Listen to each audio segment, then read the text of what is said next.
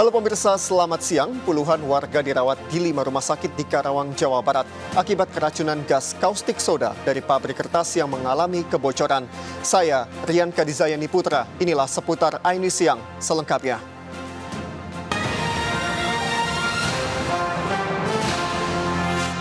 Seorang lansia yang sedang sakit dievakuasi melalui atap lantai 2 rumahnya di Cipayung, Jakarta Timur. Petugas terpaksa menjebol atap rumah karena tidak memungkinkan membawa pasien melalui tangga rumah yang sempit.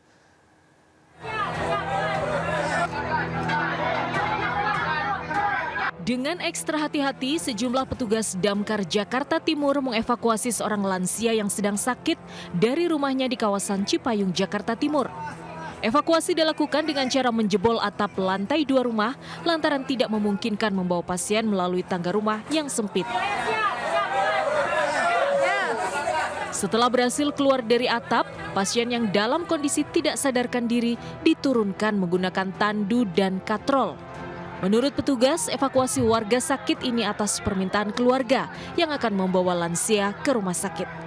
Dari Jakarta, Rizky Falupi, iNews melaporkan. Minta cerai, seorang ibu muda di Cianjur, Jawa Barat disiram air panas oleh suaminya hingga luka bakar nyaris di sekujur tubuh. Tragis, air panas ikut mengenai anak korban yang masih kecil. Usai kejadian, sang suami melarikan diri. Panas dan perih dirasakan Septiani akibat luka bakar nyaris di sekujur tubuhnya. Wanita 21 tahun warga Kampung Cahur, Cianjur, Jawa Barat ini luka bakar akibat disiram air panas oleh suaminya. Air panas juga mengenai anak sematawayangnya. Kekerasan dalam rumah tangga ini dipicu saat korban akan menitipkan anaknya pada pelaku karena berniat pergi ke Jakarta untuk bekerja. Saat itu korban juga membawa surat cerai meminta suaminya untuk menandatangani. Sebelum menyiramkan air panas, pelaku sempat menganiaya korban lalu kabur melarikan diri. Korban mengaku selama 6 tahun berumah tangga dengan pelaku baru pertama kali mengalami kekerasan oleh suaminya. Gara-garanya ya saya mau nitip anak. Gitu. Nitip anak. Itu emang sering terjadi kekerasan ya? Enggak, baru kali ini. Maksudnya nitip anak tuh gimana? Ya, saya mau nitip anak ke dia gitu. Teteh mau kerja? Iya, saya mau kerja di Jakarta. Korban telah melaporkan suaminya atas kasus kekerasan dalam rumah tangga ini ke polisi. Dari Cianjur, Jawa Barat, Muhammad Andi Isyan, iNews melaporkan. Pemirsa, polisi menggelar olah TKP menyelidiki penyebab robohnya tembok SPBU di Tebet yang menewaskan 3 orang satu keluarga. Keluarga korban meminta pihak SPBU bertanggung jawab.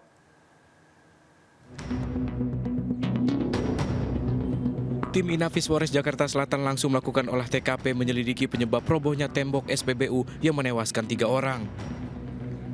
Penyidikan ini pun melibatkan Puslap for Mabes Polri. Sejumlah saksi mulai dari pegawai SPBU hingga warga yang melihat kejadian dimintai keterangannya. Ya, untuk mengetahui penyebabnya kami akan dalami terus. Tentu saja kami akan berkoordinasi, berkolaborasi dengan pihak Puslapfor Polri untuk mengetahui. Saat ini masih kami lakukan penyelidikan dan pendalaman terkait penyebab rubuhnya atau runtuhnya tembok ini. Tembok setinggi 7 meter di SPBU Tebet Darat Dalam 2, Jakarta Selatan Minggu siang roboh menimpa warung makan yang berada di belakang tembok. 4 orang satu keluarga tertimpa, 3 diantaranya meninggal dunia. Dari Jakarta, Helmi Sangjambati, iNews melaporkan. 3 nelayan terombang-ambing di laut akibat perahu terbalik di perairan Ujung Genteng, Sukabumi, Jawa Barat. 1 nelayan hilang.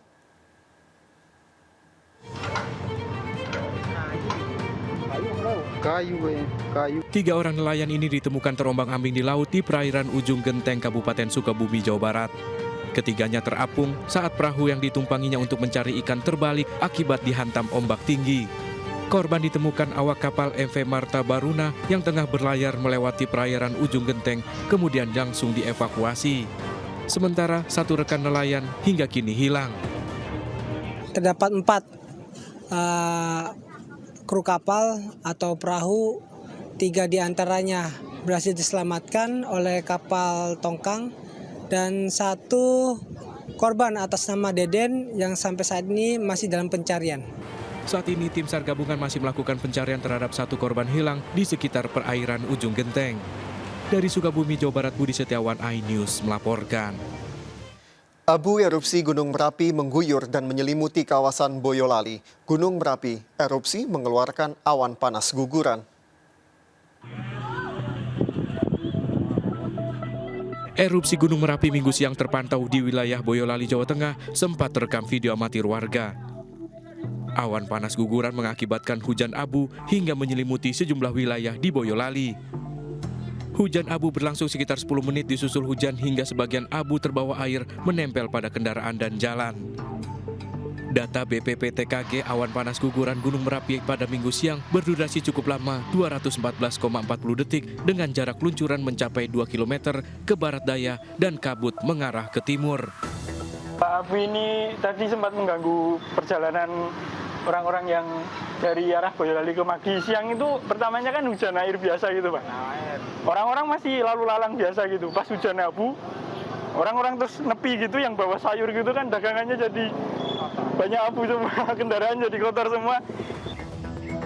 Hujan abu juga mengenai tanaman pertanian milik para petani. Status Gunung Merapi masih berada di level 3 siaga. Dari Boyolali, Jawa Tengah, Tata Ramanta, iNews melaporkan. Emak-emak di Palembang, Sumatera Selatan nekat mengendarai sepeda motor berboncengan 7 orang tanpa memakai helm karena membahayakan emak-emak pengendara motor tersebut diamankan polisi. Aksi emak-emak nekat berboncengan 7 orang dalam satu motor melintasi jembatan Ampera Palembang viral di media sosial. Selain melaju dengan kecepatan tinggi, 4 emak-emak dan 3 bocah ini bahkan tidak memakai helm sehingga membahayakan.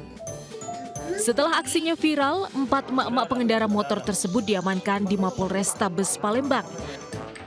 Pengendara motor berdalih terburu-buru pergi ke rumah sakit untuk melihat anggota keluarganya yang meninggal. Selain dengan edukasi, kami juga beri dengan tindakan hukum yaitu berupa tilang. Yang bersangkutan menerima kabar duka adanya keluarga yang meninggal di Rumah Sakit Akagani. Jadi karena panik dan terburu-buru, yang bersangkutan melakukan perboncengan tersebut yang sesuai dengan yang video yang beredar.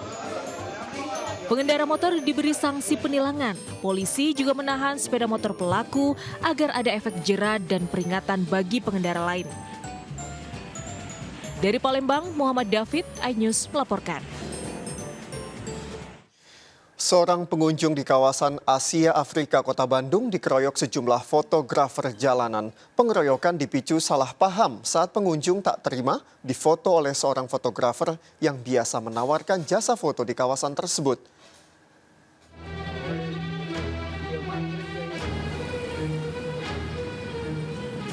Viral di media sosial, sejumlah fotografer jalanan mengeroyok seorang pengunjung di Jalan Braga, kawasan Asia Afrika Kota Bandung.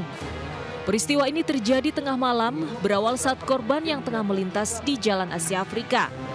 Saat itulah korban difoto oleh seorang fotografer jalanan. Tak terima difoto, korban dan fotografer pun adu mulut hingga datang teman-teman pelaku dan terjadi pengeroyokan. Warga yang melihat kejadian ini melapor ke polsek setempat. Baik korban maupun pelaku akhirnya diperiksa. Dalam pemeriksaan, polisi menemukan senjata airsoft gun dari tangan korban. Saat itu seorang juru foto mengambil gambar pengunjung secara diam-diam. Dan itu memancing emosi pengunjung. Kemudian pengunjung melakukan pencekikan, kemudian penganiayaan. Akibat dari perbuatan pengunjung itu tidak lama kemudian datang beberapa rekan juru foto yang ada di sekitar lokasi melakukan pengeroyokan terhadap pengunjung. Setelah menjalani pemeriksaan, kedua belah pihak akhirnya sepakat berdamai. Dari Bandung, Jawa Barat, Jupita Melana, iNews melaporkan.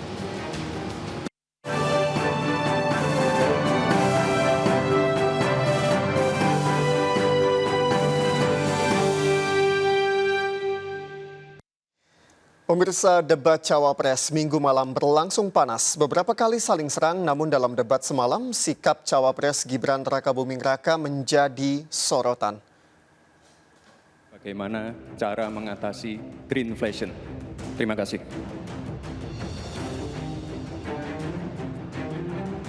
Sikap Cawapres nomor urut 2 Gibran Rakabuming Raka dalam debat Cawapres di JCC Senayan memicu perdebatan publik. Bukannya menjawab pertanyaan, Gibran malah beraksi seolah-olah mencari jawaban. Gibran juga bertanya menggunakan istilah asing tanpa menjelaskan konteks. Kematangan sikap Gibran dalam debat kembali menjadi sorotan. Saya juga ingin mencari tuh jawabannya ngawur juga tuh. Gila ini. Ngarang-ngarang ndak karuan mengkaitkan dengan sesuatu yang tidak ada, gitu ya. Begini loh, kalau akademis itu gampangnya kalau bertanya yang kayak gitu-gitu tuh recehan, gitu. Recehan. Oleh sebab itu tidak layak dijawab menurut saya. Dan oleh sebab itu saya kembalikan saja ke moderator. Ini tidak layak dijawab pertanyaan kayak gini. Saling sindir juga terjadi di antara para cawapres. Enak banget ya Gus ya, jawabnya sambil baca catatan tadi. Kuncinya di sini adalah ekstensifikasi dan intensifikasi lahan. Kemarin tahun lalu kita sudah bangun pabrik pupuk di Fak-Fak. Kuncinya untuk meningkatkan produktivitas, ya kita harus genjot kawasan industri pupuk. Yang Anda sampaikan hanya mengulang apa yang saya sampaikan. Saya ingin memperdalam lagi bahwa petani kita ini potensinya besar sekali. Jumlah petani kita masih sangat besar. Potensi tanah kita subur masih banyak lagi. Di sisi yang lain, kita juga memiliki apa yang disebut kebutuhan pangan kita, juga pasar yang luar biasa. Nah, saya catat sedikit. Yang penting ini bukan catatan Mahkamah Konstitusi. Hadirin sekalian yang saya muliakan, sebetulnya diawali dari paradigma. Paradigma pembangunan kita itu apa? Dulu kita gagal zaman Orde Baru karena kita membangun dari atas. Dengan pembangunan desa, kita membangun dari bawah. Tumbuhkan titik pertumbuhan ekonomi baru. Itu tadi kan udah saya jawab Gus. Mungkin Gus Muhaimin juga tidak paham dengan pertanyaan yang diberikan ke saya. Mungkin itu kan dapat contekan itu dari Pak Tom Lembong mungkin ya. Terima kasih. Dalam debat, Cawapres nomor urut 3 Mahfud MD menyoroti masih besarnya impor pangan di tengah melambungnya harga pupuk. Bahkan program food estate juga dinilai gagal dan merusak lingkungan. Debat Cawapres tadi malam menjadi debat keempat bertema pembangunan berkelanjutan dan lingkungan hidup, sumber daya alam dan energi, pangan, agraria, serta masyarakat adat dan desa. Tenang Pak Gibran, semua ada etikanya, termasuk kita diskusi di sini bukan tebak-tebakan definisi, tebak-tebakan singkatan. Intinya bukan hanya etika lingkungan, tetapi etika bahwa forum ini adalah forum policy yang berharga. Jangan-jangan kalau kita tebak-tebakan definisi di sini, saya ragu kita ini levelnya SD, SMP, atau jangan-jangan ijazah kita palsu semua di sini. Nah, adu gagasan para capres-cawapres dalam debat Pilpres 2024 diharapkan bisa menjadi acuan bagi rakyat dalam menentukan pilihan. Dari Jakarta, Tim Liputan iNews melaporkan. Satu keluarga pengusaha furnitur di Serang, Banten disekap perampok di rumahnya. Perhiasan dan uang ratusan juta rupiah. Raib, seputar iNews Siang akan kembali sesaat lagi. Tetaplah bersama kami.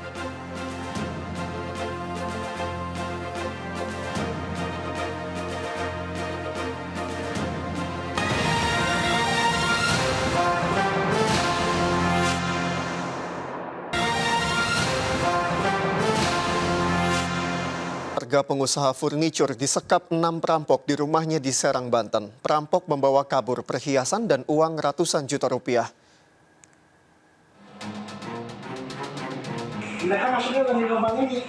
Toko sekaligus rumah tempat tinggal satu keluarga pengusaha furnitur di Kecamatan Pontang, Kabupaten Serang, Banten disatroni kawanan perampok. Kawanan perampok berjumlah 6 orang masuk dengan membobol tembok belakang rumah. Pelaku melancarkan aksinya saat hujan deras, diduga memanfaatkan situasi sepi. Penghuni rumah terbangun saat mendengar 2 anjing peliharaannya yang tak berhenti menggonggong. Namun saat korban keluar kamar, ke-6 kawanan perampok sudah berada dalam rumah mengancam korban dengan senjata tajam. Sempat terjadi perkelahian namun korban tak berdaya hingga akhirnya 8 penghuni rumah diikat dan disekap dalam kamar. Ya udah, jangan lawan, akhirnya saya nggak lawan. Saya udah diikat, dilakban di mulut. Udah habis itu semua orang tua, mertua saya semua diikat. Saya di sini ada 8 orang, semua diikat, termasuk ama-ama semua. Sekira jam 2.30 pada saat itu hujan, memang lagi dari malam sampai pagi hari hujan. Dan alhamdulillah korban langsung melaporkan ke Polsek, kita langsung cek TKP, dan pagi harinya kita cek TKP ulang dengan pihak Polres Serang. Korban terluka senjata tajam di wajah dan tangan. Para perampok berhasil kabur melalui pintu belakang rumah dengan membawa perhiasan dan uang ratusan juta rupiah milik korban. Dari Serang, Banten, Mahesa Apriandi, iNews melaporkan. Puluhan warga di Karawang, Jawa Barat mengalami keracunan akibat menghirup gas kaustik soda akibat kebocoran pabrik kertas. Polisi menyelidiki kejadian ini. Operasional pabrik dihentikan sementara.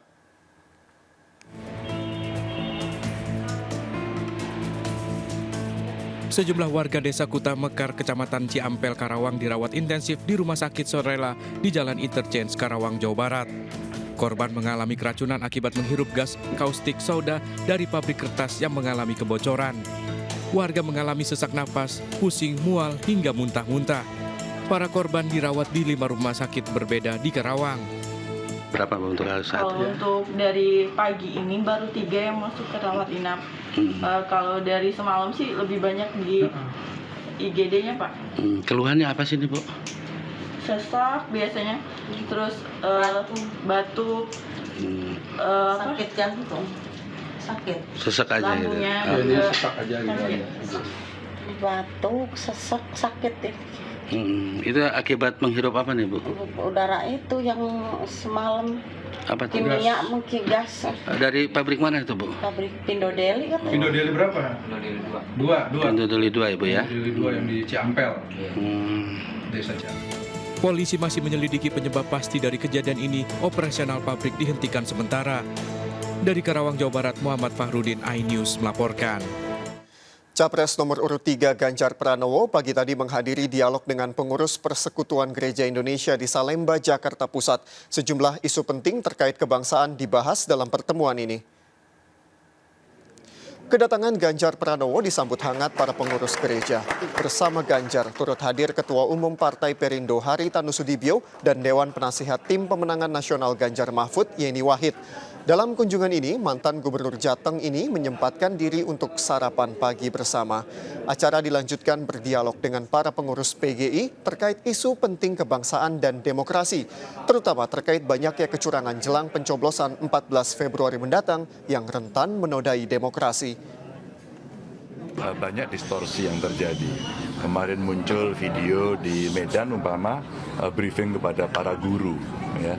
Pasti yang merekam itu juga rasanya tidak nyaman, atau barangkali beberapa orang yang ditelepon agar tidak kenceng-kenceng gitu untuk mendukung saya, maksudnya agar mereka ya nantinya baik-baik. Nah, model-model seperti ini rasanya suasana yang tidak pas untuk negara demokratis seperti kita. Ya, pesan-pesan yang jelas adalah kesetaraan dalam keberagaman dan betul-betul bisa adil ya kepada semua golongan, etnis, suku, agama tanpa pilih kasih, intinya itu. Sementara itu, Capres nomor urut 1 Anies Baswedan menghadiri kampanye di Stadion Mini Cikarang Utama, Bekasi, Jawa Barat.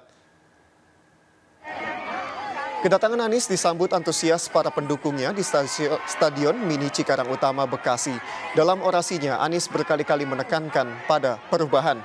Anies mengajak pendukungnya bersama-sama merekam menggunakan handphone, menyuarakan perjuangan dan perubahan.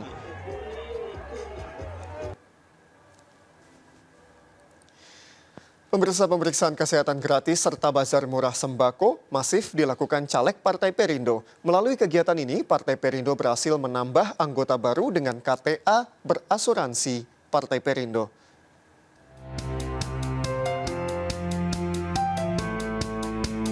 Ibu-ibu warga desa Pasir Huni, Kecamatan Cimaung, Kabupaten Bandung antusias mengikuti pemeriksaan kesehatan gratis yang digelar Caleg DPR RI Dapil Jabar II Abdul Kholik Ahmad dan Caleg DPRD Kabupaten Bandung Dapil 7 Imas Rostiana. Warga yang memiliki KTA Partai Perindo juga dapat membeli minyak goreng murah. Kegiatan ini juga berhasil menarik masyarakat untuk bergabung menjadi anggota Partai Perindo. Dapat minyak 5.000, murah 10.000. Sekarang merasa terbantu, harganya murah 5.015. Kita bagikan dulu kupon, kita yang berKTA Partai Perindo dan yang lainnya kita mungkin rekrut anggota baru. Tidak hanya di Pasir Huni, caleg Partai Perindo juga melayani warga di Kampung Bale Endah dengan menyediakan minyak goreng murah. Warga juga menaruh harapan caleg Partai Perindo bisa memperjuangkan sembako serta biaya pendidikan yang terjangkau. Sembako